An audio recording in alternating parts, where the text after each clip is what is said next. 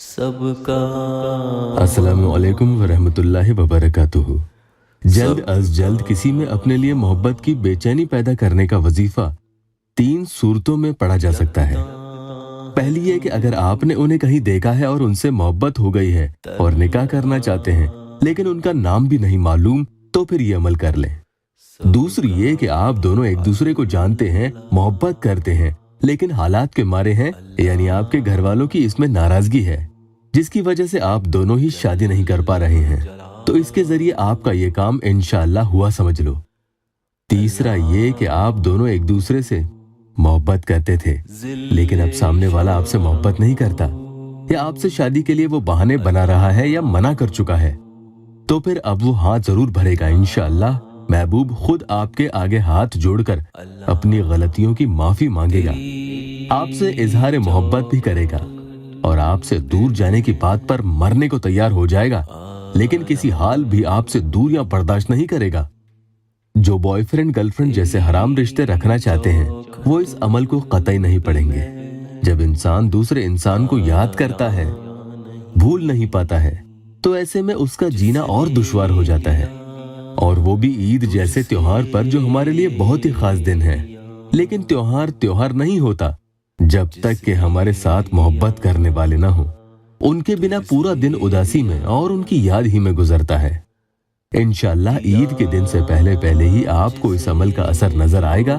بہت ہی سخت ترین عمل ہے، اسے ایک دن پڑھ کر دیکھیں، ایسا اثر نظر آئے گا کہ سامنے والا آپ سے بات کرنے کے لیے پوری رات ترستا رہے گا، آپ کو فون پہ فون اور میسیجز پہ میسیجز کرتا رہے گا، اس کی پوری رات یوں ہی گزر جائے گی۔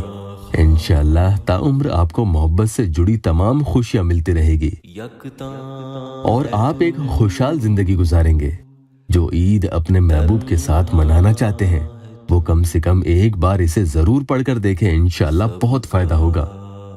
وظیفہ پڑھنے کے لیے آپ محبوب کی تصویر اپنے سامنے رکھ لیں، ایک دن کا عمل ہے، انشاءاللہ فائدہ ہو جائے تو آگے دن بڑھانا چاہیں تو بڑھا سکتے ہیں۔ تصویر موبائل میں ہو تو اسے کھول کر سامنے رکھ لیں۔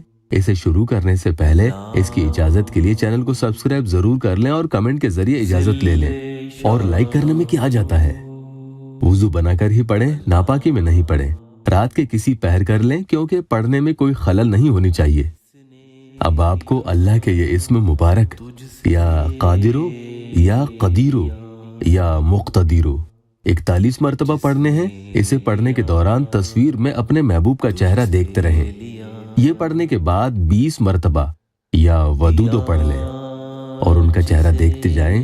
جب آپ یا ودودو پڑھیں تو ان کی تصویر پر اپنے دائیں ہاتھ یعنی سیدھے ہاتھ کی انڈیکس فنگر جو شہادت کی انگلی ہوتی ہے وہ رکھیں۔ انگلی رکھتے ہوئے ہی آپ کو یا ودودو پڑھنا ہے۔ اس کے بعد انگلی ہٹا لیں اور پھر ایک بار تصویر میں اپنے محبوب کے چہرے پر پھونک مار دیں۔ اس کے بعد پھر سے یا قادرو یا قدیرو یا مقتدیرو، جو پہلے آپ نے 41 مرتبہ پڑھا تھا اب آپ کو 82 یعنی 82 مرتبہ پڑھنا ہے۔